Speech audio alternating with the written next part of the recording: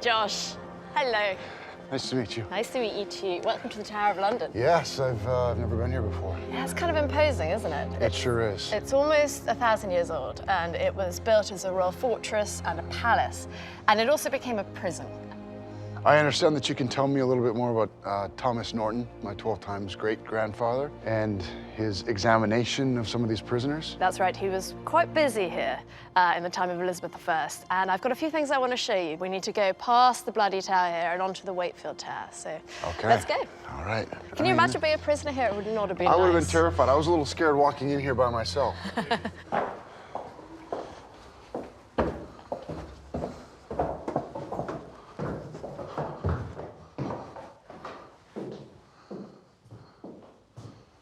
So this is an engraving put out by Catholics in Europe, and the purpose was to show the world what was happening in England.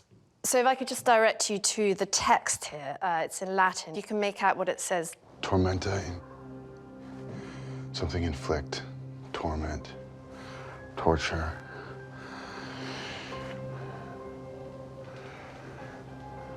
Talk to me. It's Latin, the language of Catholic Europe. It means tortures inflicted in prison.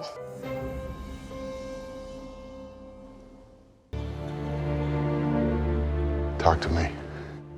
It means tortures inflicted in prison.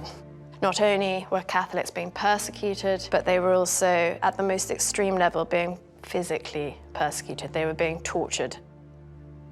This is another illustration that might show more clearly how it worked.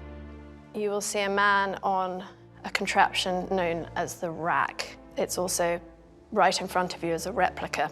The prisoner's wrists would be tied to the top, his ankles would be secured at the bottom, and then the ratchet would be pulled and his body would be stretched, often until his limbs were dislocated.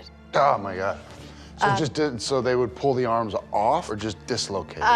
Usually they would just dislocate. Sometimes they would pull from their sockets. Often it was just enough to threaten the rack or to show them the rack. And the idea was just to get them to talk?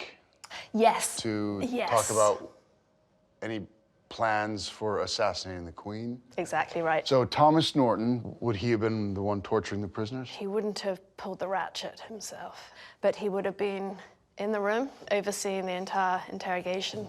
So he may not have handled the rack, but you might think there is blood on his hands. It's barbaric.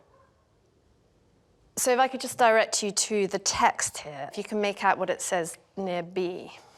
Nortonus, I'm guessing that's Norton. So do we know how old he would have been at this point? He would have been around 50. Archicarnifex? What is that? It basically means the arch butcher, the chief executioner. So for the Catholics in Europe, Norton was the arch villain. He was also known as Rackmaster Norton. What? This is not what I was expecting to hear.